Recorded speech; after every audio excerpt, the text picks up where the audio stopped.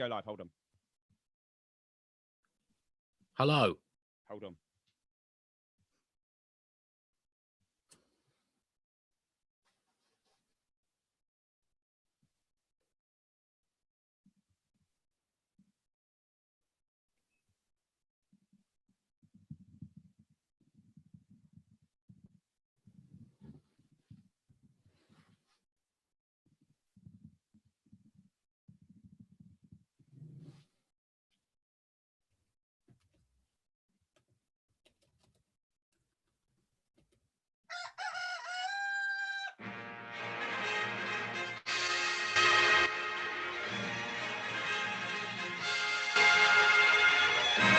The Bugle, audio newspaper for a visual world.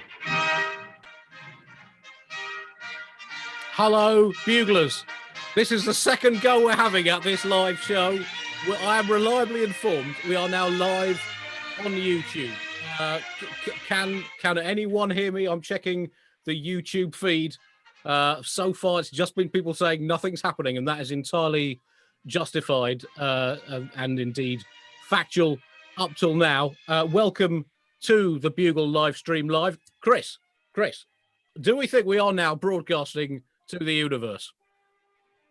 Chris is looking a little uncertain as he runs around trying to find an answer to this. We are live, Andy. We are live. We are live. Are we live on YouTube? There were people saying there was no YouTube. Live on YouTube. We are. If you you're may not be live anywhere else, but who needs anywhere else? If you are listening to this on YouTube, that is a fact. We are live on YouTube. If you're not listening elsewhere, go onto YouTube. Obviously, you won't hear me saying that. Here we are. This is the first ever live streamed visual version of what we are now realizing is rightly an audio newspaper for this visual world. I am Andy Zalzman. Yes, we are on YouTube. That is now coming in on Twitter. I mean, some people might have less. Some people say I was expecting more. I think most of you are probably expecting exactly this level of technological chaos. This is a huge leap into technology that used to be the future. Welcome to the first ever live stream visual version of the Bugle. I am Andy Zalzman live here in London. As you can see, I have a cityscape. You have to have a cityscape. It's a topical news satire show. I always wanted a cityscape. This was London as I'd painted it this afternoon from memory from the last time that I was allowed out into London. So this is the Bugle live stream live, or BL3 as the world is calling it. I am now in full Corona Stockholm syndrome status, which means that either I've fallen in love with coronavirus or I think lockdown was a mistake.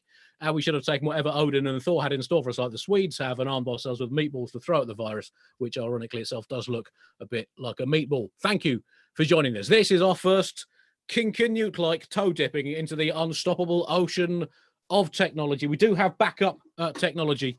Here it is, just in case things go belly up, and just in case I do need to call for more help. The emergency bugle is here. I might even parp it before the end of this show. We have producer Chris to attempt to paper over my technological canyons. Hello, Chris. Hey, what is the Andy, latest from air traffic control on the pile-up that is imminent in the metaphorical airwaves? Andy, I'm just pleased to hear your voice. So we're going to stay on YouTube. Okay. So people are going to have to stick with us here, and I might just go and have a little cry for 5 minutes, but that's all fine. Okay. You guys don't need me anyway anymore. Right. Okay. Well, maybe. So it's just YouTube. Maybe we can put. Can you tweet a message to that? I've already done it, Andy. Don't worry. Thank you. Thank you. There's a lot of action on screens. I'm starting to have greater respect for people who read out football scores on the telly. So welcome to the Bugle live stream live. During the course of this show, we will have all the news from the worlds of technology, food, other stuff, the world, America, which is to all intents and purposes now entirely separate from the world. Britain, ditto. There will be full frontal nudity, but only other people's in a news story, not that kind of show. And a very, very, very special 200th birthday. We will also put right all the wrongs in this flawed planet of ours. I'm just hearing that as subject to legal challenge, as always. And we'll keep you up to date with all the breaking news from around the world. I'm just hearing, in fact, on the wires that America has declared itself a rogue state and launched a war against itself. Also, this being a lockdown live stream show, it means legally we are obliged to include a quiz. All lockdown shows have to have a quiz. That's advice from the World Health Organization, who absolutely love quizzes. How did this virus start? How do you stop diseases spreading? And what type of leadership does worst in a pandemic? That kind of thing. Also, quizzes recommended by the British government. That is their official advice that they've scraped out of the toilets wherever they keep their infinite number of policy formulating monkeys with typewriters. Quizzes, of course, are recommended by the Boris Johnson regime on the grounds that if people are trying to answer questions right, they will not have time to ask questions right. So we will be bringing you the inaugural Bugle Live excessively multiple choice live prize quiz with no prize. But first, are you sitting comfortably? I will take that as a resounding yes. Let's meet our Bugle co-hosts this week, technology and Zeus permitting, joining us on what is, where she is appropriately enough, already the 17th of May, World Telecommunications Day, no less. Maybe we should have done the show tomorrow, as our guest is doing. It's also work from home day, and she is at her current home, very trendy these days. All the way from tomorrow on the other side of the world, it's the priestess of persiflage, the not very reverent Alice Fraser. Hello, Andy. Hello, Buglers. That was exciting. What an adventure. Well, it was an adventure in the same way that it would have been an adventure for Christopher Columbus if he'd sailed out of harbour on the way to discover the United States of America, or whatever it was he was supposed to have done, and just crashed into a dolphin and sank. Also joining us in what I assume is the same time zone as he is 3 miles up the road from my shed as the crow flies, if it's flying in a car or on a bus. It's Sergeant Satire himself, Nish Kumar. Hello, Nish. Oh, he's forgotten to turn his... There we go. He is in showbiz between us. That is an absolute bird from Chris, who had continued to mute me. But I think we can all agree I've always been on the Bugle as very much the eye candy. So it does make sense. Hello, Andy. Hello, Alice. Hello, Chris. Hello, Buglers. I can't fucking believe this is working. Right. You can't spell bungle without Bugle. Right. And yet somehow, I think Buglers might be interested to know that there is obviously a chat window, as some of you might be familiar with, on the Zoom function. And the chat window, just to give you a flavour of the backstage shenanigans that have been going on in the last 10 to 15 minutes, I'm just going to read you some random assortments. All of these are in block capital letters. We're not live. Andy, I need you to speak. Hold on. Andy, hold on. Hold on. Audio has dropped out. Oh, shit. That was actually That's a direct transcript. Sorry, so it was a direct transcript from my wedding by coincidence as well. But anyway. I was going to say, it sounds like the last transcripts of a submarine going down in World War II. But sure. Potato. So welcome, Buglers. We are recording this on the 16th of May 2020, or if you're using the new calendar, the 16th of NHSember in the year 1 CVE. It is World Fiddle Day. Not that kind of fiddle for any celebrating tax lawyers or corporate accountants out there. And not that kind of fiddle either, obviously. But jaunty violin music, or fiddle music, so cool because in old medieval times, dodgy accountants would advertise their questionable or fully scamificationary services, walking through town centres playing the violin in an excessive chirpy way. That is the first fact of today's live Bugle, the first of 0. Okay. Also, as always, some sections of the Bugle are going, "Where, Buglers? I can't hear you," as indeed you could be not very long ago. And they're going in the bin, of course. Some sections are going straight in the bin, along with our technological credibility, such as it was. If you can throw something in the bin that never existed, in the bin. It's Learn to Swim Day today, and so we have part 1 in our audio Teach Yourself to Swim guide.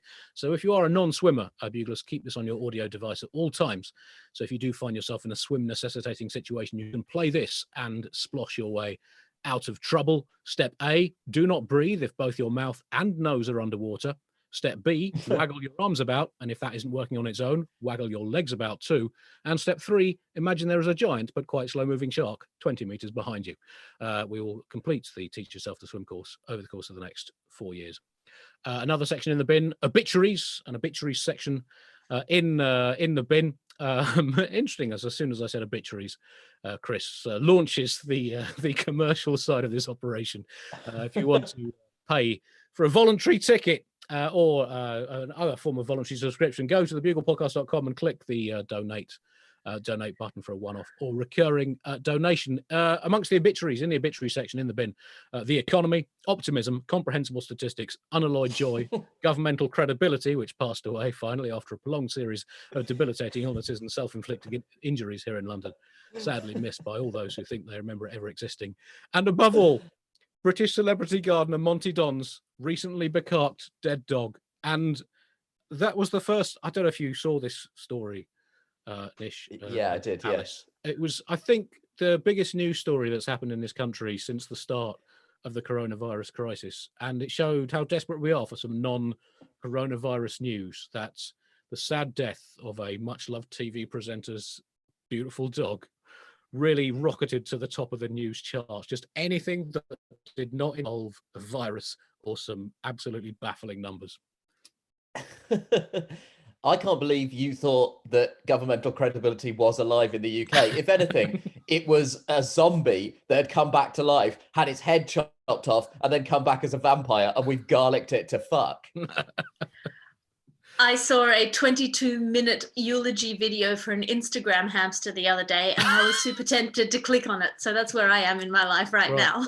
I think that's where humanity is in its life right now, Alice. I mean, we will come on to more things that we didn't expect to happen in the universe later in the show, but a 22-minute video about a hamster, that's got to be right up there. And your final section in the bin is question 1 of the excessively long multiple choice Bugle quiz. So you have your answer sheets, Buglers, which are a bit of paper that I hope you have, and a pen. If you haven't got them, imagine them or go and get them now. There will be questions interspersed through the show, multiple choice, far too many choices for the quiz to have any fluency or relevance, but that is the way we do things on this show. And the question 1 is on the 16th of May, today's date. On this date, exactly 100 years ago, what happened to Joan of Arc? Joan of Arc, 100 years ago today, was she A, voted hottest honey in the whole of history at the inaugural session of the League of Nations? US President Woodrow Wilson passed the casting vote and declared, in a heartbeat, hell yeah. B, option B, on this day 100 years ago, Joan of Arc had her sentence reduced on appeal, 489 years. After being burned at the stake, she was sentenced instead to 488 years of imprisonment and told that she was now free to go. Option C, she was posthumously signed by Real Madrid after club president Pedro Paragues had a divine vision of the former French-alleged heretic scoring the winning goal in the Spanish Cup final. He was wrong. Madrid did not, in fact, win the Copa del Rey again until 1934, although, interestingly, their equaliser in that game was scored by someone called Juan, which is a bit like Joan. Option D, 100 years ago, a parasol salesman in Saint-Tropez claimed he saw Joan of Arc, the 15th century heroine, buying a sandwich and a belated bottle of sun cream in a local cafe, sparking a mass pilgrimage which turned the south of France into a prime holiday destination. Option E, she became one side of the first ever cubic coin issued by France to celebrate peace after the end of World War I. The other 5 sides of the cubic coin, of course, showed a baguette, a man on a bike in a striped jumper with a string of onions around his neck, a man having an affair, a shrug, and an overhead but angry-looking goose. Option F, she was picked out of a hat by George Bernard Shaw in a drunken game of play topic bingo. Shaw's play St. Joan duly came out 3 years later. His fellow playwrights were set less easy task. J.M. Barrie had to write a 5-act drama about Snitty the Magic Hedgehog and Queen Victoria's underpants, whilst T.S. Eliot penned a seldom performed drama entitled My Ding-a-Ling. Or option G, 100 years ago today, Joan of Arc was canonized by Pope Benedict XV. Those are your options. What could it possibly be, Buglers? Write down your answers and I will give you the correct answers at the end of the show. It's now time, Buglers. Just as a content note. Yes. Just as a content note, Yeah. Before this all began, you said, would you like to add any questions to the quiz? Yeah. And I thought, does one, when perceiving a drowning man, throw him a rock? I've never felt such a sense of dread as I thought about the fact that there are 26 letters in the alphabet. I'm not going to do any with all 26, Nish. I promise you that. Right. Let's get some discipline into this operation. It's time for your Top story this week. Top story this week. Here we go. There's the jingle. This is.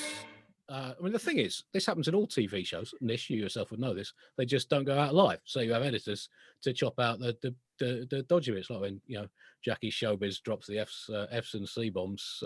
They just cut it out, make him look good. Now, top story this week. I'm more grateful to have editors in my entire life, or indeed, let's face it, hair and makeup. What? Do we have to beep ourselves, Andy? Yeah, please do. Depends. It depends whether you were beeping yourself when you said, "Do we have to beep ourselves?" At that point, anyway. So these are the issues. No, I would have just said, "Do we have to shit ourselves, Andy?" All right. Okay, fair enough. It could have gone a different way. Must we? Yep. Go bleep yourself. Now, top story this week. Andy, if I can quote from yourself, Yep. family show. Fat family show. Literally family show. My house is over there. I'm in the shed. My family is in that house watching this. So if you guys could raise the tone a bit, I'll be very grateful. Right, okay. Someone else said can't hear Andy on the Twitter feed. Are the rest of you hearing this? Well, if they're on the Twitter feed, of course they're not going to hear them because we're only on YouTube. But if they're on Twitter, they're not going to know that unless they read the message that you sent 2 minutes after that. Okay. That you're not on Twitter. Right. Okay. This is all being kept. God, life is a veil of tears. For all I'm going eternity. to break the internet. I'm done. People in future, archaeologists in future, will dig up this recording and assume that it was all scripted. It is. Top story. I tried to introduce this about 3 minutes ago. Top story. The virus is a girl. We finally know what gender COVID is. COVID-19, aka the microbial Mephistopheles, aka the titchy tyrant, the invisible shitbag. It's basically everything the world's assorted baddies have always dreamed of doing but never achieved. That virus is, it turns out, a girl. Don't take it from me. Take it from no less a scientific authority than the French language itself, which knows the gender of all things. It's decided in its infallible Gallic wisdom that COVID is la COVID and not le COVID. Alice, as Bugle correspondent for the unbetestical community, how are your people reacting to the confirmation that it is all your fault? Well, yes, Andy, this is great news. The Académie Française, whose job it is to make sure that French stays pure and unpolluted, has announced that COVID is indeed a feminine. It's infâme. And it's not because the French are sexist, though, of course, they are sexist. It's a part of French culture to be sexist because they've been sexist for hundreds of years and they don't like change unless it involves decapitation. So it's la COVID-19, not le COVID-19. It's an acronym of a disease, which is why it's called a woman. Disease is maladie, which it means it's a girl. I don't know why malady is a girl. I assume that they think all diseases are women. The point is that French culture is the least relaxed culture about maintaining the standards of how relaxed they are. They just consistently are like, no, nothing will ever change. We're going to stay real chill all times on pain of death. It is a classic move from the culture that invented hypocrisy, or the word hypocrisy. We all know that the concept of hypocrisy was invented by the Egyptians. Don't tell me to be in three-quarter profile all the time. You can't. You married your aunt, who's also your sister. Sorry, beep. Family show, Alice. Well, obviously, I don't know quite how they managed to sex COVID. It's presumably based on a range of evidence. So the French linguistic scientists, who of course have decided that a lawnmower is female, extramarital affair is female, bread is male, and a potato is male. So, read into that whatever you want.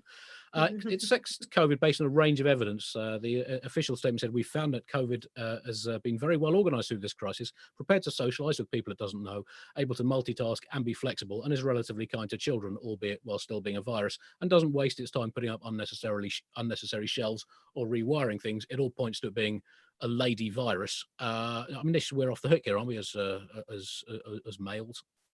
Well, I don't know about you, Andy, but I am furious. This is political correctness gone mad. COVID, more like cuckvid. There are little boys out there right now, Andy, who are Don't looking at search that on Pornhub.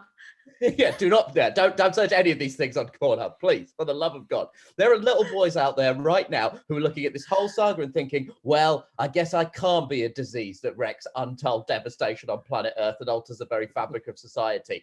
I guess I'm going to have to settle for being the president of everything. This is the future that the Liberals wanted, Andy. I mean, does this mean that COVID has to wear the exact amount of makeup that will make them look like they're not wearing makeup, but in a way that lets you know they've made an effort? Well, yes, almost certainly. It does. I mean, it's a lot of the pictures. It looks like it's kind of a bit of lipstick or blusher on its little crowny bits. But I mean, that's possibly something it picked up from the Queen, who does the same thing. But I mean, generally, when you look at the performance of the world's leading genders during this crisis. The leaders in particular, Trump, Bolsonaro, Johnson versus Jacinda Ardern, Angela Merkel sighing when the president of Taiwan. I mean, it's not been a great time for fans of the male species. I mean, is it because these people are men who dream of being alpha males? Is it simply because they are fuckwits who happen to be men, or is it because they're fuckwitted men who dream of being alpha males and fuckwits simultaneously? Well, it's very hard to say.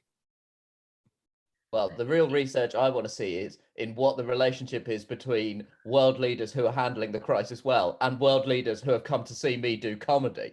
Because in 2016, Jacinda Ardern came to see me do a show at the New Zealand Comedy Festival, and she is now handling the virus very well. And you're welcome, New Zealand, okay? She got the experience up close of handling a total disaster. And now, look at where you've been.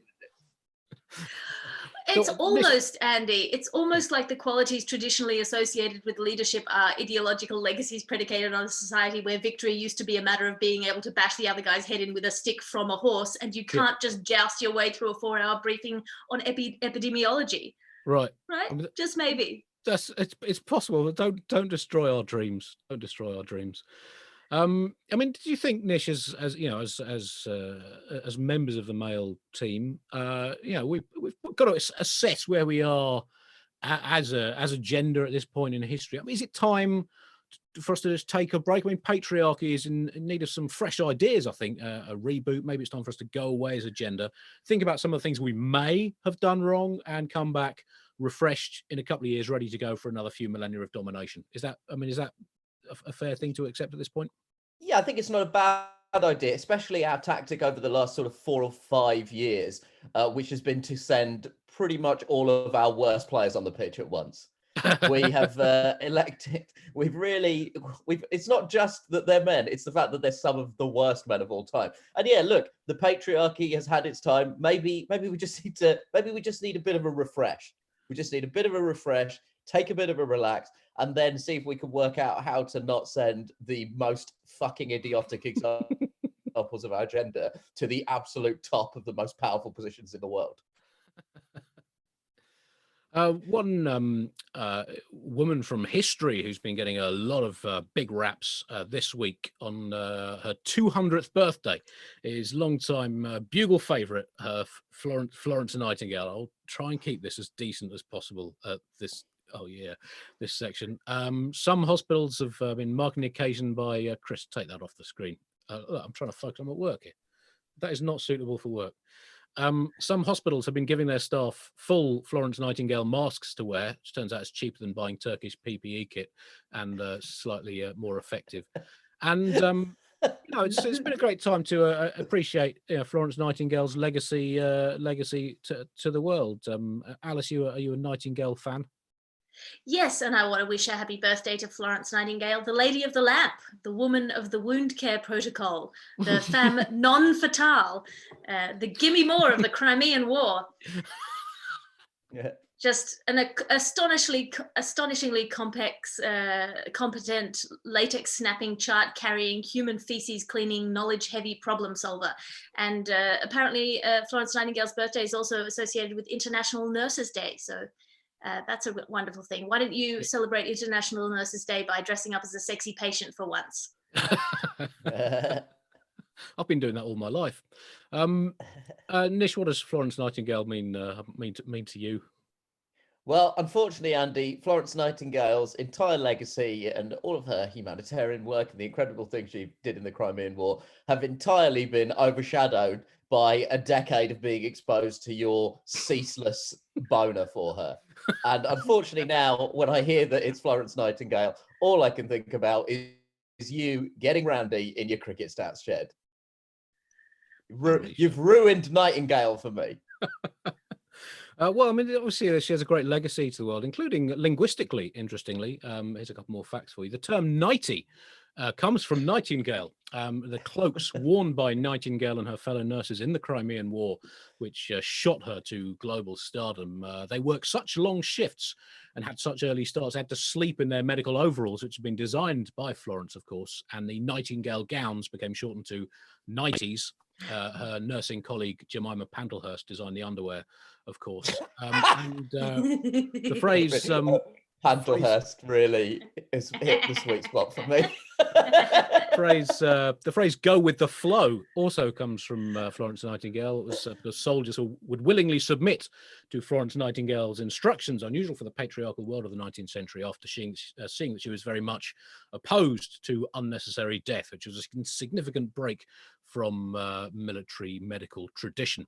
Now, that moves us on to question 2 of the Bugle quiz today. Get your answer sheets at the ready. We'll tell you the answers at the end. And this is a true or false round. All quizzes have to have a true or false round. But this being the Bugle, this is a false or very false round. All these options are false.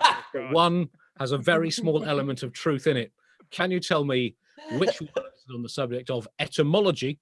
Option A, the term ketchup originates from when tomatoes were introduced to Europe from South America in the 16th century, and a mashed up spiced tomato sludge was marketed as a remedy for impotence. Ketch was a contemporary term for a gentleman's Todgington, hence the term ketchup. Option B, barbecue. The origin of the term barbecue comes from, during the papacy of the notoriously dictatorial Pope Lurid II, when it was only legal to eat meat when about to have your hair cut. Hence, stalls would be set up selling grilled meats to people waiting outside a hair salon, hence barbecue. Is it option C, avocado? French lawyers back in the revolutionary times, or advocates, would represent big water owners after a court case against the newfangled water-hungry foodstuff. They became known as les avocados, and it became attached to the foodstuff. The term none of the above comes from the Elevated Sisters of Pontificata, a dogmatic sect of extremely Christian nuns who lived their entire lives on special raised platforms to be close to the Lord. Under siege in 1187, the sisters refused to come down from their ledge or accept any of the range of demands of the invading Mangalorian army, hence the term none of the above. Option E, the term oy vey. Oy vey comes from a tradition, facial covering worn by Jewish people when disappointed to cover their fury, known as the oy veil. Oy vey. Option F. Ostrich, the term ostrich comes from an ancient Germanic legend of giant fighting orcs with telescopic necks able to run as fast as the wind, peck your eyes out, which are rumored to come from an Eastern kingdom, or Ostreich. Or is it option G, the term quarantine? During the time of the Black Death in the 14th century, the Venetian government forced people suspected of having a celebrity infectious disease, plague, to isolate and eat nothing but a hybrid health-giving fruit vegetable cross between a carrot, or quarret, as it was known before standardized spelling, and a clementine, hence the term quarantine. So those are your options. A through to G. Jot down your answer, and we will give you the answers at the end of the quiz. I think we all need a break now. Sorry, I missed the start, Andy. Could you just repeat the question?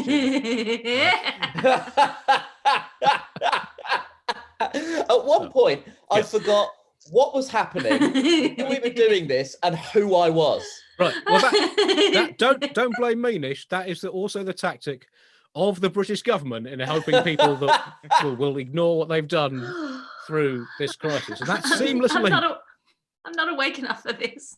Oh, yeah, well, it is. What time is it? 7:30 where you are? It's about 6 o'clock in the morning now. All right, it's gone backwards. It's 9 p.m. here, and I don't have a fucking clue what just happened. Right. Also, I had a very ill-advised coffee at about 8:30 p.m. and all I'm saying is I'm buzzing. There is half a chance that in about 45 minutes, some of this live broadcast may come from a different room in my house. That's all I'm saying. I'm putting it out there. That's where you did that's where you did the whole of your TV show from, isn't it? Yeah, absolutely. The Ass Report. Yep. It's been there was very nearly an American topical show that was rechristened John on the John, but that luckily didn't happen.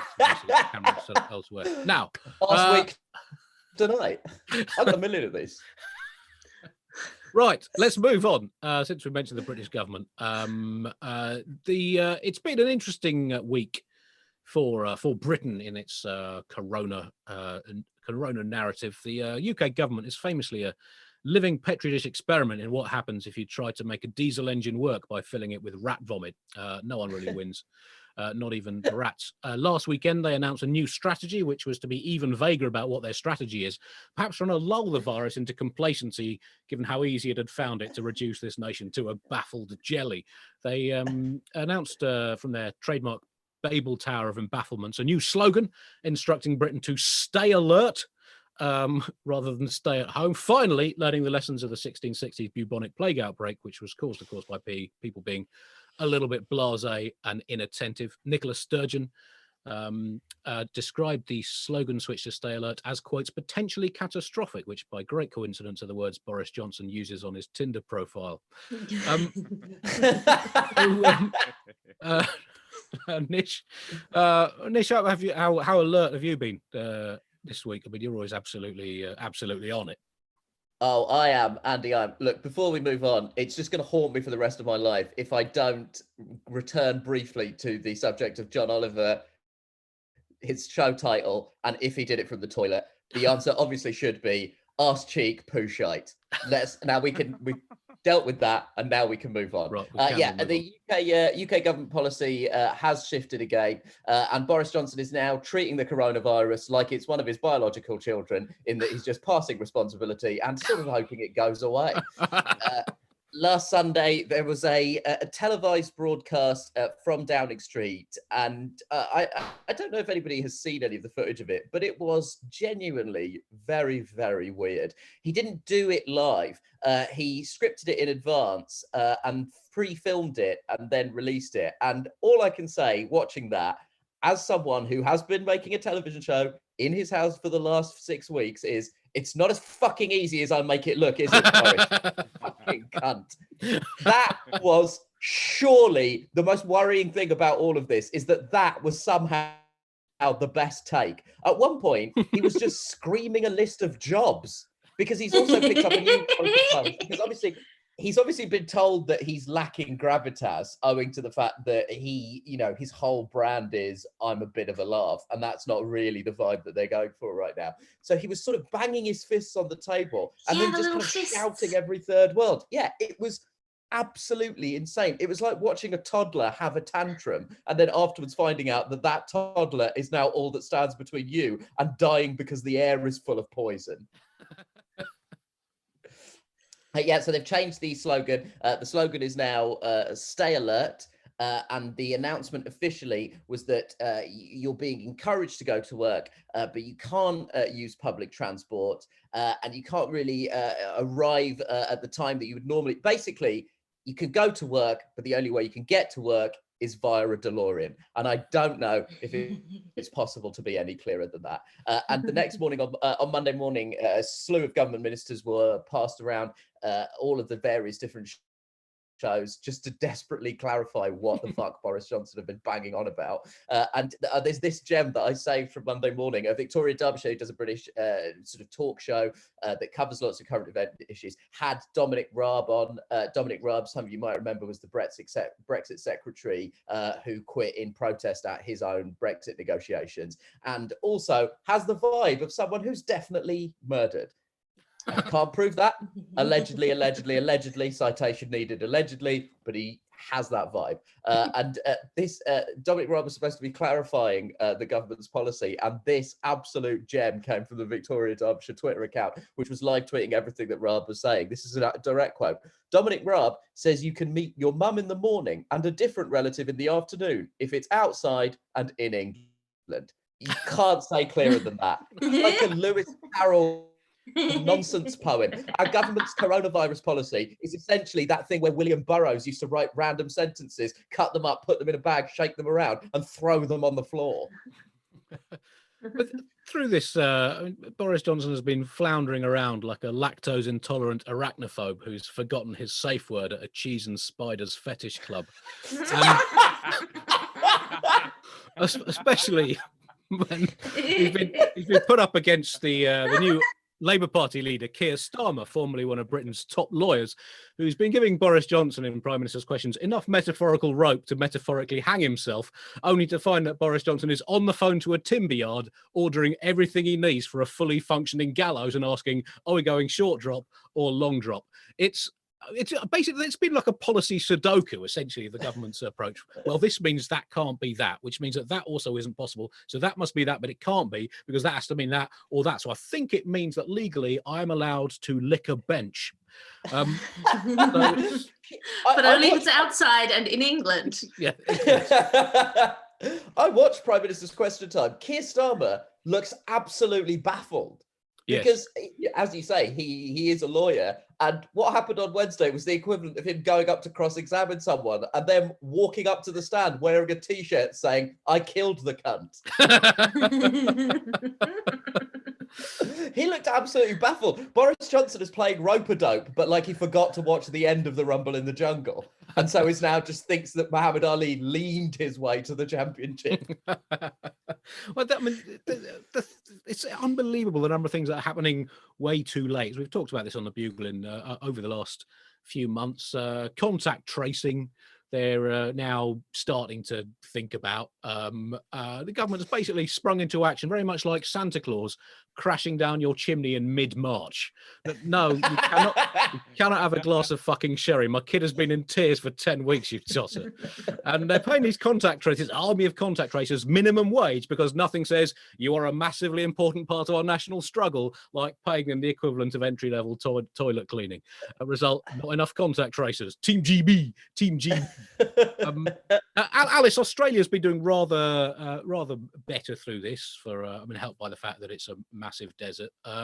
Obviously, how is the Australian view of the British struggle been going? I mean, look, if we wanted vengeance for the whole convict thing, you're delivering it. In Australia at the moment, we're coming out of lockdown because we've handled the virus super well. And if everybody is responsible and does social distancing, then we're really going to knock this thing on the head. I went out yesterday and everyone's licking each other. Everyone's out playing suck and blow in the middle of the mall. For fuck's sake, just put a mask on. Do you have we seem to have no version of you're not locked in your house that isn't quick, use my leg as a stripper pole. People can't be trusted with their own lungs. What like you're allowed to go outside should mean is like peep your little nose out like a quivering marmoset being told the wolf has headed west. And what it turns out to mean is just plaster yourself all over each other's faces like you got no idea how it's going. On the bright side, looking at the UK does make us feel a lot better about ourselves. How good would it be if the combination of Brexit and the coronavirus handling in England meant that Scotland and Ireland end up leaving, going to the EU, and the only UK member state that isn't part of the EU anymore is England? I don't care about Wales. Wales can go fuck themselves. I think that would be fun. Well, you say it would be fun, but speaking of someone who is English and a fan of Europe as a continent, I love other continents too. That's nothing against South America or Antarctica, but I do like Europe. It would be a harrowing tragedy, but that's what democracy's all about, Alice. That's what democracy and the virus is all about. The latest government advice, just a few more details on holidays. Matt Hancock, the health secretary, said there will be no big, lavish international holidays this year, or as they used to be known in this country, an empire. Holidays will be allowed, but only on your own and if you stay at home. regarding quarantining, the government has announced they will be politely asking people coming into the country to quarantine themselves after a rigorous scientific research project over the last 3 months into whether or not quarantining people works as well as quarantining them as a means of preventing the virus spreading. Turns out it doesn't. Here's the clever bit. If you're from France, coming from France or Ireland, you don't have to be quarantined because baguettes and leprechauns give you immunity. I think that is the level of science that we're going with here. And it's a bit late. Again, it's a bit like Churchill saying, yeah, we should definitely send up some fighter planes to deal with that shit in November 1943, shortly after the Nazis had turned Lord's cricket ground into a lederhosen factory. And it's not unlike Churchill going, listen, if you're out and about and you see a Nazi, punch him. Yes, punch him in the face. We're not going to fight a war with an army. Why would anyone do that? But if you happen to be out at Tesco's and you see a Nazi in the frozen fruit aisle, smack him right in the chops. Yep. Ideally from 1.5 meters away. I'm not really in a position to criticise not doing things in time. I still haven't finished my Italia 90 World Cup scrapbook. But so I'm not in a position to someday, never say never, buglers. We've seen what can be achieved with this technological miracle that is unfolding before your eyes, albeit after a slightly less miraculous start. But other people are in a position to judge, and they seem to be unimpressed. The Daily Telegraph has been criticising Boris Johnson, which is like seeing Boris Johnson criticise Boris Johnson. It's just something that shouldn't happen. Meeting your family. Now, there's a lot of talk about what you can do. So as you said, 2 people from different households can meet in outdoor settings as long as they stay more than 2 meters apart. You can visit your parents, but only one at a time. Or if you see them both, then you have to catapult one off a cliff into the sea or something like that. I forget. It's like a missions trade. There's loopholes. It's like a missions trading. So my friend's parents live overseas. So I'm using his allowance to see both of my parents simultaneously. But I will only look at them one at a time. And the latest advice says it's like a Medusa, that if you speak to someone while looking in a mirror or a shiny reverse side of a shield, it doesn't pose a risk. To be on the safe side, I will remain at least 20 meters away from my parents and use a loud hailer and make them stand behind a special prism to make them seem smaller than they actually are and therefore harder for any passing viruses to spot. And I will speak to them in a New Zealand accent because that seems to work pretty well. All clear. All clear. Right. Yeah, I genuinely had to have a conversation with my mum this week where she suggested that we meet in a park and I have a conversation with her while my dad hides in a bush. And then we trade places. And I was trying to explain to her that I don't think you can hide from the coronavirus. I don't think that's how it works. Well, don't be hasty on the science of that, Nish. We don't know. We don't know yet. We don't know. We just don't know. No one. Other activities that are now allowable: tennis, golf, other traditionally solitary games like fishing, jousting, blame avoidance, snooker, but only outside without a table or balls, ice hockey, but only alone up a tree. Assassinations are okay, but only if performed at a socially safe distance. No mano a mano slayings, please. And motorcycle pyramids, but only if you're on 2-meter stilts on your motorbike. So please, buglers, stay safe. Right, I think it's time. Is it time to move on? Have we had any feedback, Chris? You're monitoring the social channels, as I believe they're known. Any items of abuse that we need to address? Mostly directed at me, to be honest. But all right. A few nice ones for Nish. Nish, are you sponsored by Richard Branson? Was one that came through. Yeah, I did. My background, which I've now changed, was the newspaper headline about me being pelted with bread. But the newspaper that I'd taken it from had gone big on the Virgin advertising. So fortunately, I've now changed the background just to give everyone an illustration of how convoluted the government's advice is. My background is now the graph from Sunday night's TV broadcast.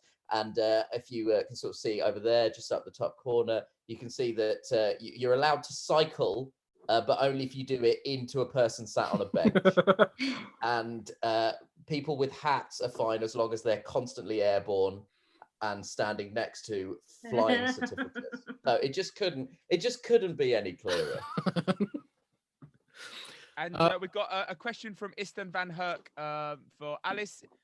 Quite simply, is the glass small or is the glass huge? Well, that's a question for you to answer. The glass is obviously just a normal size glass. I don't know what Your issue is.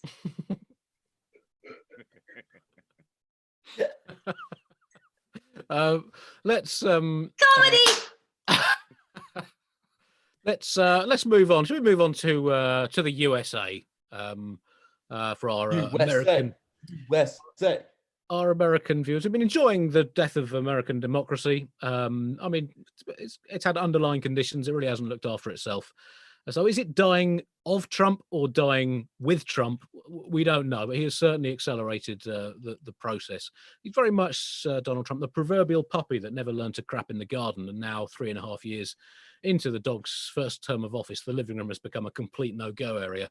And good luck trying to teach that now pretty old dog not to dump on its favourite shit sofa. So... also, he's one of those dogs that only barks at black people for some reason. At this point, I'm so sick of Trump dominating the news landscape that I'm willing to invent an entire alternate dimension where he's just slightly less prominent. He is too deluded even to be a villain in an action movie, because at least the writers have to give them a coherent backstory for them wanting to destroy the world. Man who sees the entire population of the country he rules as non-player characters in a game of Sims he can't wait to delete is too on the nose even for a Vin Diesel XXX sequel. Nish, you have obviously a lifelong acolyte in many ways of Mr. Trump. How have you enjoyed his recent actions? He's a key influence on my comedy. Yeah. Well, the last week has been, look, it's just been another in a long series of Trump catastrophes, and he's now essentially, depressingly, just given up on fighting coronavirus and has sort of lurched into campaign mode. And he is now trying to sort of, as usual, he sort of thought about doing something about coronavirus, but he's just defaulted. And, you know, when you default, we've all got our sort of default modes, and he has just gone back to being racist and trying to blame everything on Barack Obama. So he's used this week, instead of updating Americans on the testing regime or even wearing masks in public, he's instead just working on a new scandal that he's calling Obamagate. So last Sunday, he tweeted 126 times, which depressingly is only the third highest of his presidency. 126 tweets is the bronze medal. That is roughly 5 tweets an hour. There are bots that are designed only to tweet that are tweeting less frequently than the president of America. Now, to explain what the latest strategy is, this is what Al Jazeera have said. They described it as an unproven narrative that Obama, along with Joe Biden and then FBI Director James Comey, and in collusion with intelligence services in the US and abroad, planted a phony theory that Trump was colluding with Russia in order to win the 2016 election. Once planted, the theory was allegedly picked up by members of the anti-Trump deep state in the US and used to spy on and frame members of Trump's inner circle. Now, I don't even know where to start with this, right? This Obamagate thing. There's absolutely no substantiation for it. He's offered no evidence. He's just been tweeting about it relentlessly. And yet, for some reason, the thing that has annoyed me the most is the fact that he's referring to it as Obamagate. Now, that is not how the gate system of naming works for scandals. It was Watergate, not Nixongate. How is he this shit at everything? Well, Nish, I think you're being very, very unfair on him, because he put out that tweet that people said just one word, Obamagate, but it was misrepresented, because if you pronounce it correctly, Obamagate, you will know it's an ancient Japanese martial art that Mr. Trump practices. Now, Obamagate, for those who don't know it, involves shouting abuse at anyone and everything that you see. Work out for the lungs. It's an equilibrializer for the spirit. You should try. It's very similar to swearobics, if any of you buglers have ever given that a go. Very football supporters. Yes, Alice. Also, pointedly, it was Watergate, not Watergate Gate. Yes. Yeah. Yeah. It wasn't just a scandal about water. Yeah. You sort of described the outlines of what Obamagate is. Trump has been a little cryptic. He said, you know what the crime is. The crime is very obvious to everybody. All you have to do is read the newspapers, without then saying what it is. And if you read the newspapers, you'd still have absolutely no idea. A former George W. Bush speechwriter, David Frum, described it. He said, Obamagate is basically Al Capone trying to indict the IRS for tax evasion. Or for our British listeners, as happened this week, it's Boris Johnson telling you to use common sense. For our other listeners, it's basically Genghis Khan advocating sexual abstinence and staycations. I have a theory that these conspiracy theories are a conspiracy to make more people argue about conspiracy theories on social media, thus enhancing the conspiracy theory industry and putting money into the shady pockets of the secret conspiracy billionaires. But that's just me. Yeah, that is true. Well, I mean, I think it's time now, since we're talking about Trump, to have question 3 of the Bugle prize quiz, the excessive multiple choice prize quiz. And this is on Donald Trump. It's a very simple question. That question is, which of the following things did the President of America, the leader of the free world, the figurehead of the self-proclaimed greatest democracy in the world, not do this past week? Only one of these things the President of America did not do. A, accuse a TV news presenter of being a murderer. B, face a Supreme Court hearing over his tax returns, which also touched on allegations that he'd paid hush money to a porn star. C, he was accused of violating the US legal system by facilitating the release of a man who pleaded guilty to misleading the FBI on his behalf. D, he tweeted his support of protesters who were harassing a journalist. E, he boasted about having a super duper new missile, presumably one that can take out a virus microbe at a range of 10,000 miles with collateral casualties below 50 million. Or F, he told a press conference that Joe Biden shot JFK whilst working for the Cuban mafia and then had a torrid affair with Muppet star Fozzie Bear in the 1970s, their unholy progeny, of course, becoming the notorious Fraggles species. Only one thing he did not do, and even, I think you know what it is, even that one he probably thought of doing. I mean, the rest, I mean, admitted, again, nothing that Lincoln or Eisenhower or one of the Roosevelts wouldn't have done most weeks they were in charge. But these days, it just seems a little bit off. He also, he announced a couple of really, he announced a new policy this week that basically had absolutely nothing to do with coronavirus. He unveiled something, he unveiled a new missile system as part of his flag ceremony unveiling for his new Space Force. And I can't believe I'm reading this out, but he said that we have no choice. We have to do it with the adversaries we have out there. I call it the super duper missile. And I heard the other night, it's 17 times faster than what they have right now. Now, coupled with the fact that his naming system for the new vaccinations for coronavirus is now called Operation Warp Speed, which he called that because he said that means big and it means fast. But he also said it's a massive scientific, industrial, and logistic endeavor, unlike anything our country has seen since the Manhattan Project, which begs the alarming question: does he think the Manhattan Project is the name given to when they built the Empire State Building? Because I cannot believe he's talking about a policy of vaccinations against a deadly virus and comparing it to building a fucking nuclear bomb. The Michael Flynn story is quite interesting. The former national security advisor who had been in jail, he'd previously admitted that he lied, but is now saying he lied about lying. So it's kind of Schrodinger's perjury situation here. I mean, at very best, he told a white lie, and by white lie, obviously I mean white lie as in a falsehood told with good intentions, rather than white lie as in Donald Trump's view of the history of the United States of America. So, Alice, I interrupted you there. Oh no, it's all good. Oh, okay. I just like the fact that when he accused that MSNBC anchor of murder, the MSNBC anchor was in a different city and the lady had a heart attack and fell over. Like, that is... Yeah, but that just makes it the perfect crime, doesn't it? What, did he send her such a bad dick pic that, like...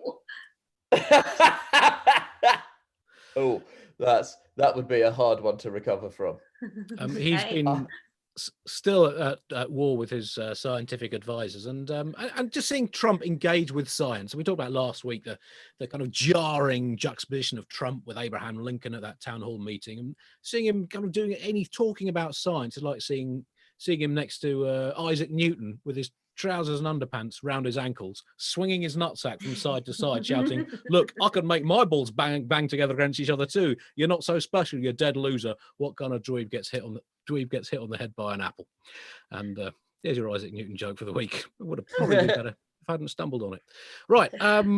So, my favorite, can I just say my favorite yes. conspiracy theory before we move on? My favorite one is the one where they think Bill Gates is trying to vaccinate you with nanobots to track and control you. Because he, like in 2012, he put in a vaccine patent for a completely different coronavirus, which is like screaming at your newlywed for sleeping with your sister when in fact you mean they slept with you. Like, it's a completely different thing. And the idea that they're super worried about nanobots going to track you and control you, like you haven't already ceded all privacy and control to social media algorithms that literally know and influence what you're thinking and where you are at all times. The call is coming from inside the house and it's your phone calling you and you're making the fucking call. Like, thank you for joining us so far, Buglers. If you want to pay for a virtual ticket, you don't have to, go to thebuglepodcast.com and click on the donate button. That's also where you can find our voluntary subscriptions. There it is, Chris. Look at that kind of technological mastery we've come to expect from this. I've actually updated it. People now have a nice blue button they can click on. There we go. It's always nice. It's nice to click on a new button, isn't it? It's always nice. So if you want to contribute to the Bugle, pay for the show that we've been giving you tonight, go to thebuglepodcast.com and click the donate link. Now, the virus around the world, obviously we tend to focus on Britain and America on this show. Alice, you've given us a bit of a picture of the situation in Australia. The beautiful, Dutch, Andy. Yeah. We're already seeing shopping centres teeming with life. Groups of dickheads on phones are clogging up the footpath. Capitalism is healing itself. People are fucking bats again, at last, as nature intended. Any other Australian news to bring us up to date with in the Aussie battle with the virus? No, so far so good. Right. The Almost Dutch, about to be bad. the Dutch have gone a very Dutch way about this, and they've issued a piece of official advice in which they've advised people to find a sex buddy to see them through the lockdown. Well done, the Dutch. You win National Stereotype of the Week. And it does make you wonder. We've seen so much hypocrisy from governments. Are the Dutch government going to set an example with this policy, or is it going to be another classic case of do as we say, not do as we do? Is the Dutch Prime Minister, Mark Rutte, auspicious name in the circumstances, going to announce at an official briefing, don't tell the wife, but me and Femke are going to be going at it hammer and Dutch tongs this weekend for the good of this country? And I mean, sure, this is one policy, Nish, that our political leaders here in Britain might actually have a chance of not being volcanically hypocritical about. Yeah, at last. This is the policy. Surely this is the policy Boris Johnson was born to announce. Sure, I mean, that guy, given the rate of, I mean, I don't know how to pronounce this. Given his F number, if we can use the parlance of our age, Boris Johnson's F number is normally at very least, the high 200s. And given his, this sort of enforced lockdown, I'm actually genuinely, I'm blown away that he hasn't announced this policy. But yeah, it's the Dutch are responding to this. In fairness, we are also responding to this, as you would expect, from our nation in Britain, in that we're in denial about anything that we might possibly have done wrong. It's very much been our default position since the sort of mid 19th century. But yes, the Dutch, BC, and it turns out BC or AD? No, it wasn't supposed to have a roof on it. No, that's how hinges are supposed to be. Bloody stones, not good enough, are they? I want to be on a fly on the Zoom call for these sex buddy conversations. Like, how do you broach that with a pal? And what do you tell your grandchildren if you happen to have any as a result of this? Oh, the government suggested a loveless interlocking of genitals in an attempt to suppress excessive isolation, thirst trap-induced blue balls. For the ladies, that's known as flaplock. Which coincidentally is a Dutch village. But But also, those questions that you'll be asked by your grand, what did you do in the Great Virus War? I guess the response, what do you mean what? Do you mean who or what? Elsewhere in the world, Nish, your family is from Kerala in India. I don't know what you're talking about, Andy, if the Home Office are watching. We are all British. My name is Nick Cooper. Very Britain. God save Queen. Kerala has been a notable success story in many ways, and particularly in this crisis, thanks in large part to its health minister, KJ Shailaja, who is a former science teacher, and she's been rather more successful than other people who've been trying to control the virus.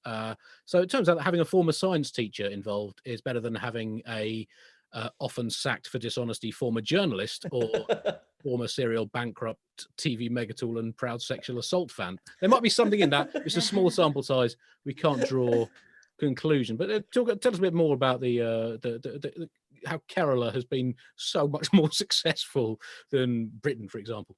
Andy, the Malayali family WhatsApp groups have been in permanent meltdown this week. It is absolutely astonishing stuff. I'm going to be real with you. It has been a spicy couple of years for someone with my background, because obviously I'm a British man.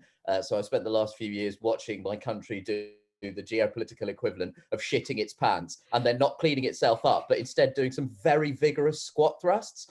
And my family is from India, and that's a country that's currently run by a government who claim to be incredibly Hindu. And yet, when it comes to the nation's Muslim population, they seem to have no problem in having serious beef. However, my family in India comes from the state of Kerala. It's a small state in the south of the country, although small needs to be set in context of a country with 1 billion people, because Kerala is a small state and has 35 million people in it, right? Okay. So, but it's done an amazing job of handling this virus. And partly that's because a few years ago, the state was exposed to the Nipah virus, which was a really virulent pandemic, and so the infrastructure that was put in place then has actually served them pretty well. But a lot of it, as you say, is coming down to the health minister, KK Shailaja, because she acted very, very proactively in January when the first cases were coming through in the news from China. She acted very, very decisively, put in place policies of track and trace. And 4 months later, Kerala only has 524 cases of COVID-19 with 4 deaths, and so far no community transmission. So just to put that in context, that is a state of 35 million people and a GDP per capita of 2,200. Now, if you compare that to the UK, it is, and I believe this is a scientific term, a lot fucking better. I think I'm pronouncing right. All of those scientific terms right. And yeah, so they set up a control room. They instructed the medical officers in the 14 districts to do the same. And by the time the first case arrived, they had such sophisticated track and trace measures in place that a case that arrived via a flight from Wuhan, they already knew that it was arriving, essentially. So it's absolutely astonishing stuff. And KK Shailaja is a 63-year-old health minister and has attracted a lot of new nicknames in recent weeks, including the Coronavirus Slayer, which is a Buffy reboot I think we're all looking forward to. And my favourite one, Rockstar Health Minister.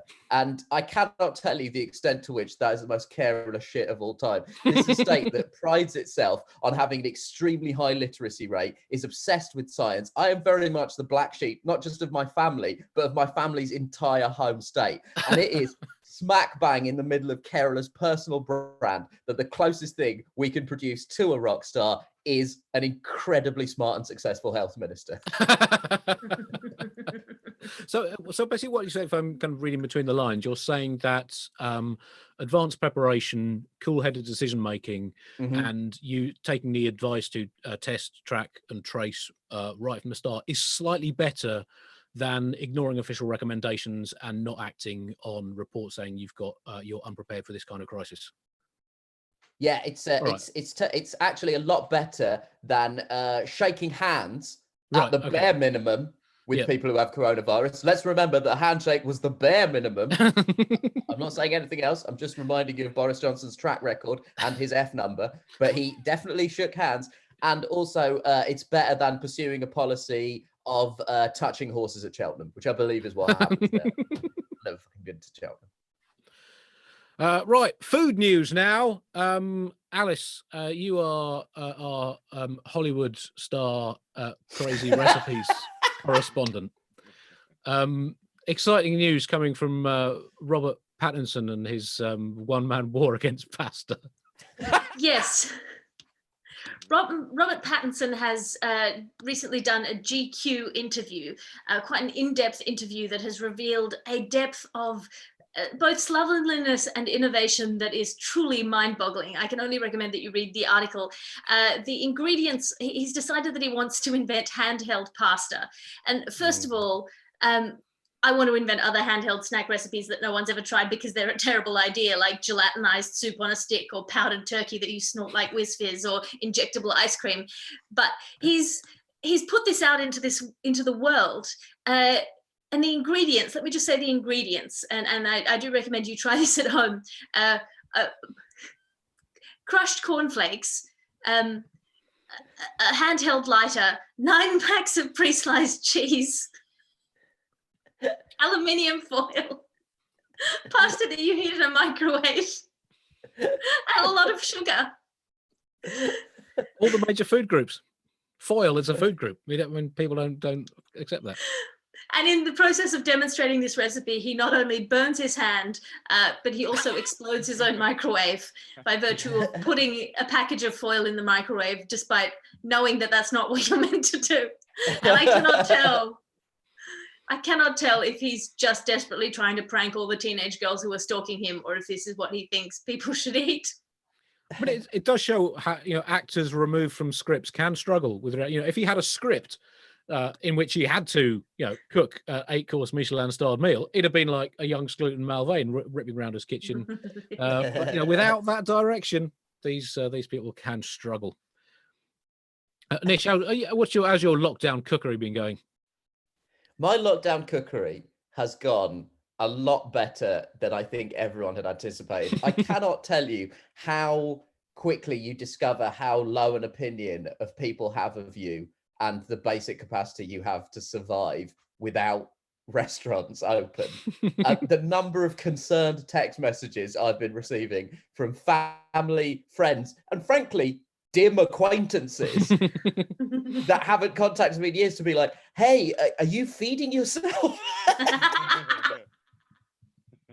No, I think I might have even mentioned this on the podcast before. Actually, last week, a couple of weeks ago, I did successfully make a chicken curry that was not the affront to my ethnic heritage that I assumed it would be. Right.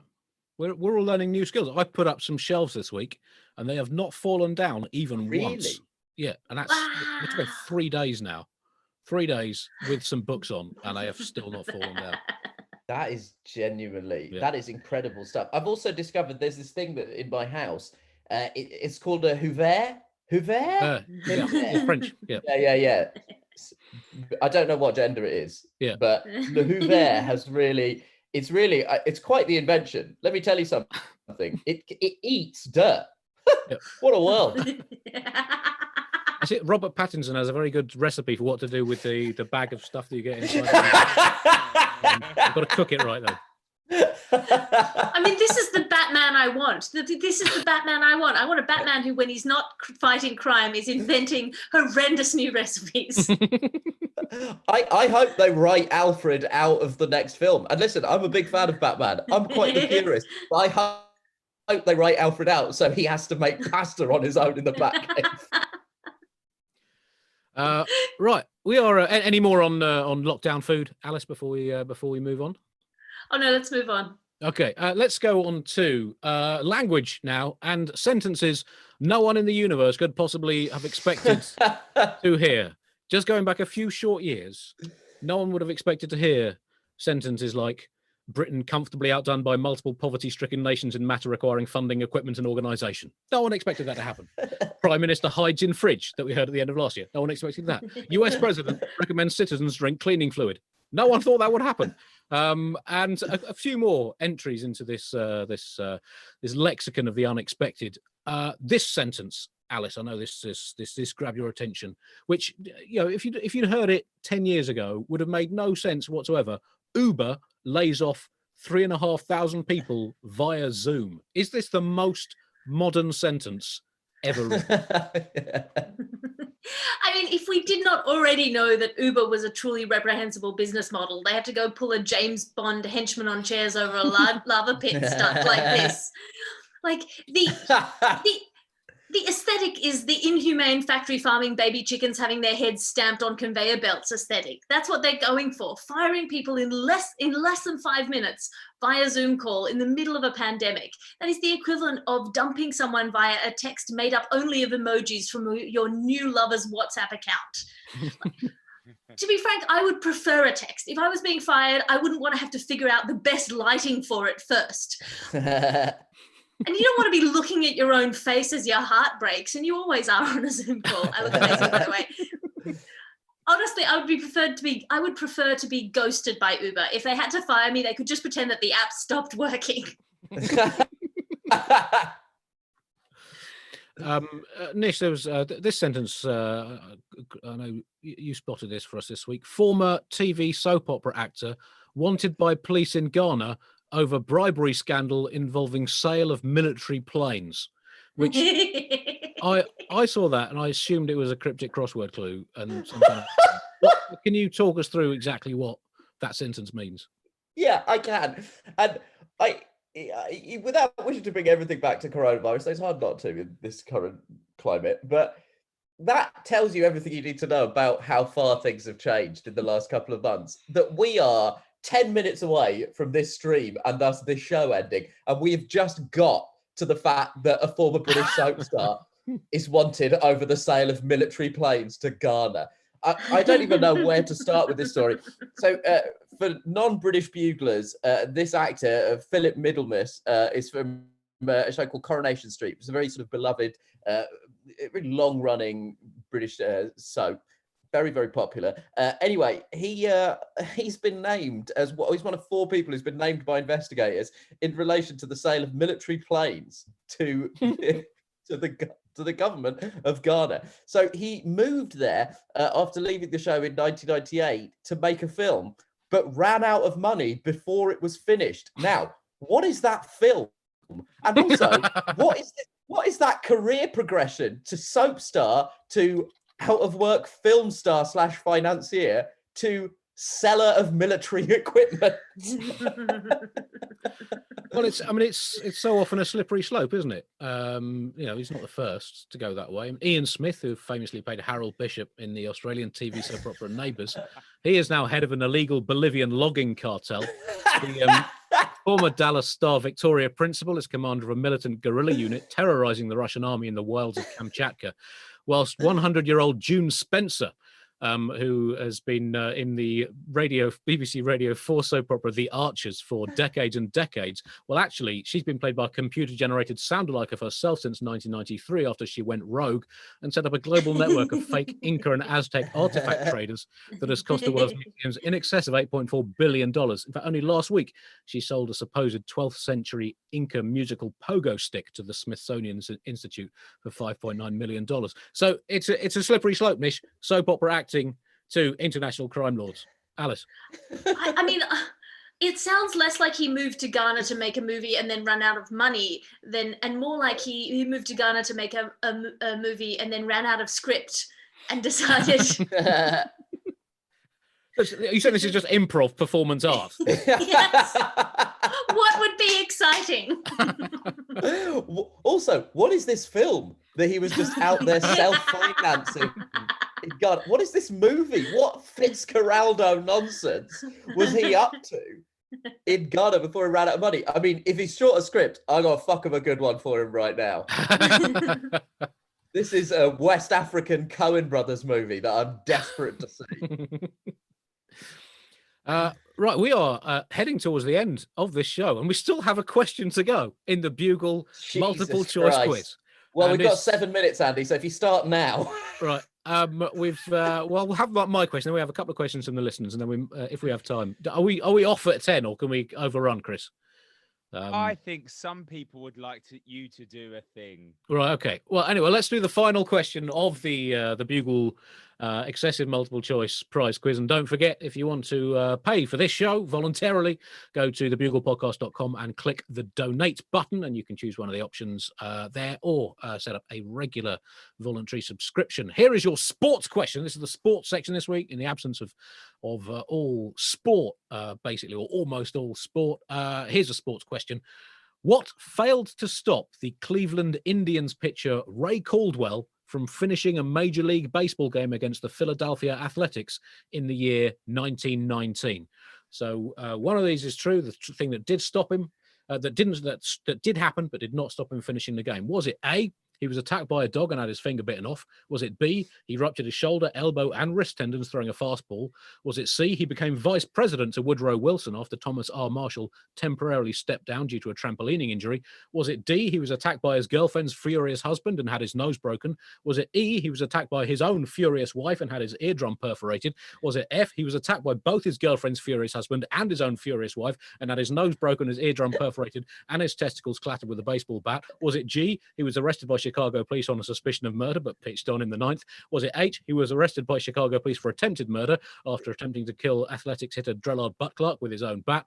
Was it I, he was abducted by aliens, returned 2 minutes later claiming he'd been away for 20 years and pitched a new unplayable 125-mile-an-hour fastball he said he'd learned in outer space? Was it J, his wife gave birth in the dugout? Was it K, he gave birth in the dugout? Was it L, he died of Spanish influenza? Was it M, he ran out of balls due to the number of home runs conceded? He finished the match pitching apples in the ninth. Was it N, he signed for the other team, the Athletics, mid-match and pitched the ninth innings for both teams, leading to a change in the law? Was it O, the Treaty of Versailles failed to stop him finishing the game? The treaty was signed on the 28th of June 1919, and Cleveland-hating President Woodrow Wilson inserted a subclause making it illegal for anyone to pitch for the Cleveland Indians, in amongst some of the blurb about carving up the Middle East. The news came through as Caldwell was preparing to pitch the eighth, and he declared, "Well, I'm still at war," and pitched 2 more shutout innings in defiance of the treaty before being arrested and placed under the purview of the British Empire. Was it option P, he was hit on the head and forgot how to pitch? Was it option Q, flatulence, a nervous Caldwell ate his way through 3 kilograms of dried apricots during a tense match and was, quote, uncontrollably gaseous by the later innings? He bravely pitched through his distractingly audible posterior expansions, attaining previously unachieved speeds, giving rise to both the phrase "like the wind" as a term for quickly and the tradition of pitchers holding their gloves in front of their nose and mouth. Was it option R, Mary Pickford, the silent movie star, arrived at the match as Caldwell was preparing to pitch the 4th innings? Caldwell, who'd been obsessed with Pickford ever since seeing her star in the 1912 film The Female of the Species, saw the movie megastar in the stands and pitched through the final 5 innings in what local newspaper the Cleveland Snouter described as, quote, a state of visible excitement? Or was it option S, he was struck by lightning?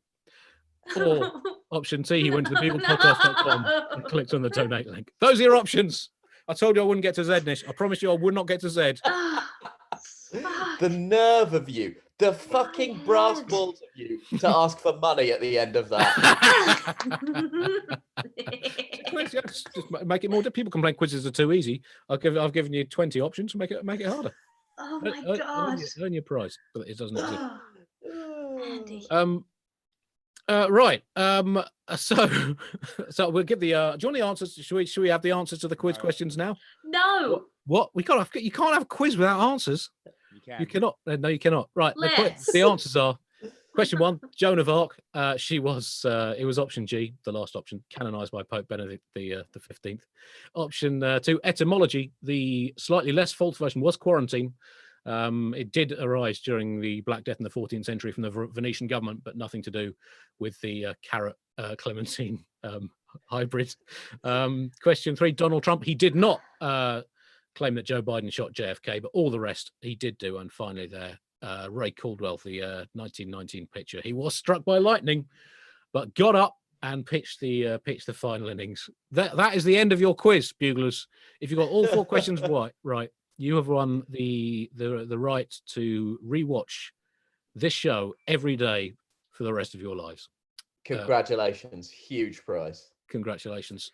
Chris, we had before everyone presumably tuned out during that last bit. Can you tune out of a YouTube? I don't know. Been receiving some... Some people have set their computers on fire, Andy. Right. That's weird. Some people have been sending us some questions for the Bugle Q&A section. I believe you've got a selection of the the best from our listeners. Yeah, here's a moral quandary. Sam Chapp, amongst other people, has been asking what you guys think of Piers Morgan after his performances against the government in the last month. Who would have He thought? was visited by 3 ghosts at Christmas. Sorry, Alice. My apologies. Who would have thought that the buzzwords of 2020 would be furlough, logarithmic graph, and Piers Morgan's doing a good job right now? Like, this is not the world I expect to live in, but good on him. Adam asks, Alice, is that a snowboard behind you? No. Does that make you my the coolest banjo. bugler? Oh, okay. I am definitely the coolest bugler, but that is my banjo case. Yeah, Alice, my banjo. That may be true, but that is the least hotly contested title in the universe. Yeah, that is one of the lowest bars in human history. Come on, I've never been cool. I've got to take it when I can. That's Andy. A final question was from Laura. Why? And actually, she's not the only one. Why have you got 2 sets of headphones in? Oh, right. Well, that's a good question. Because I'm listening to cricket commentary on these white headphones and other cricket commentary on these bigger headphones here. So that's the reason. Just replays of classic old Test matches. I've hacked into the BBC system, and Len Hutton has just brought up his triple century at the Oval in 1938. It's been great to listen to. I've no idea what the rest of you have been saying during this show. One is I can hear the computer, and the other is I can hear me on the recorder for the audio. Anyway, it doesn't matter. Everyone's going to be wearing 2 headphones. What's wrong with that? But, is that so you can hear? Have you got like a monitor on, like a singer, like Cher or something? Yeah, basically. Yeah, I mean, me and Cher are peas in a pod. Just check if that pun's in tune. It's not, Andy. It's flat. It's flat. Well, we're about to find out.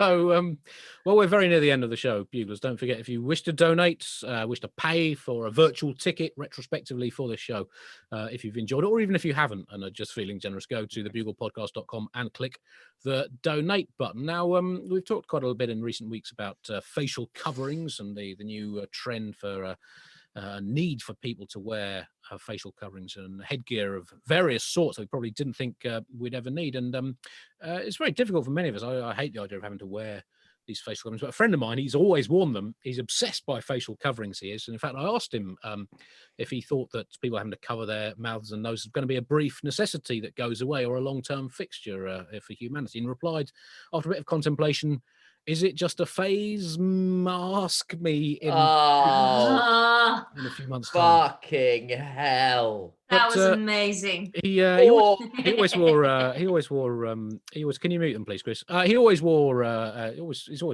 masks of different types. Did make relationships a bit awkward. His face covering obsession. His favourite thing to do on a date was a multiple choice quiz, similar to the one that you've all been enjoying so much in this show, in which his dates had to guess what he used to do for a living. And the correct answer was the 14th option. In fact, he used to assess the quality of Italian motor scooters made in the year that the film Toy Story came out, and Nelson Mandela inspired South Africa to win the Rugby World Cup for the first time. So yes, the correct answer to what he did for a living was option 14, N95 Vesperator. And yes, I mean that's the correct N95 Vesperator. I mean it was so much better when that came up in my head. He had great trouble, of course, with relationships and sex, not just caused by his obsession with covering his face. Don't forget to donate. During the act, he used to wear a woolly head covering with holes just for the eyes and mouth only, but also some of his terminology for his organs. He used to refer to his membrum wiliosus as his Vesuvius, and his gentleman's ejaculatory fluidicals he used to refer to as his balaclava. Oh, God. Oh no! Fucking hell! No. Yeah. No. Anyway, he claimed the other day he's developed a vaccine, but it'll only work if it's injected into men, not women. He called it a hijab. Right, don't worry. Only a couple more now. And he used to have erotic dreams about prolonged kissing sessions with senior police officers. He said, "I'd love to make a chief." But anyway, some of his showbiz friends, he told me, and I'll finish with this, were struggling with what to wear as their new headgear. And he told me, Andy, I had a call from the more successful of the 2 remaining members of the Beatles. And he was telling me that he was having momentary urges to wear a nun's headdress. And I said to him, I wouldn't do that on a whim, Paul. Wimple. Right, is that the time? We are done. Change my background as a protest to me with my head in my hands. Yeah, I see that, Nish. And Alice, I see you've gone on disappearing protest. But Protest. I was enjoying it so much that my legs gave out. That's what happened, Andy. Yeah, this is Chris's fault. Yeah, I wasn't going to do that. He insisted. Got a second. Absolutely. I mean, he said, Andy, Victim blaming, Andy. He said, Andy, victim blaming. You should do some puns. You should maybe do some puns on scarves and face coverings, and because I think the audience would love it. And I said, really? That's snoods to me. Yeah, there we go. This is it. He always makes you think he's done. Always got another one. But I am done now. Buglers, that is the end of this live Bugle. This show is now over. I will do. This show is over. Thank you very much for watching, listening, suffering through it. Alex, you got to play. You got a musical number for us? You can play us out. Play us out, Fraser. Can you do the Bugle theme tune? No. Thank you very much. If you have enjoyed it, Buglers, do go to thebuglepodcast.com, click the donate button to pay for a virtual voluntary retrospective ticket. Thank you to Chris for setting it all up. And after that brief glitch at the start, making things run as smoothly as an egg. Don't forget to listen to The Last Post, Alice's wonderful podcast from the Bugle stable. Anything else to plug, Alice? Yes, my stand-up special Savage is available now on Amazon Prime for streaming. If you do not like Amazon, it's still available as the Trilogy podcast for free. But if you do have Amazon Prime, stream it, and then maybe they'll let me do more stuff. Nish, anything to let our listeners do? Tour of your own? Yeah. I'm still. There's still 3 episodes of the MASH Report on BBC iPlayer, which you can watch. And if you don't live in Britain, you've all seen it on YouTube. So, thank you. If you've enjoyed this, Buglers, let us know. If you haven't, constructive feedback will be ignored. Welcome.